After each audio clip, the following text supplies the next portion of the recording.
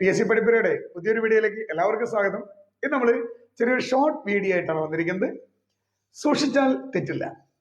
ആദ്യം നമുക്ക് ചോദ്യം ശ്രദ്ധിക്കാം അല്ലെ. പൂർണ്ണ സ്വരാജ് എന്ന പ്രമേയം ആദ്യമായി അവതരിപ്പിച്ചത് ഏത് വർഷം?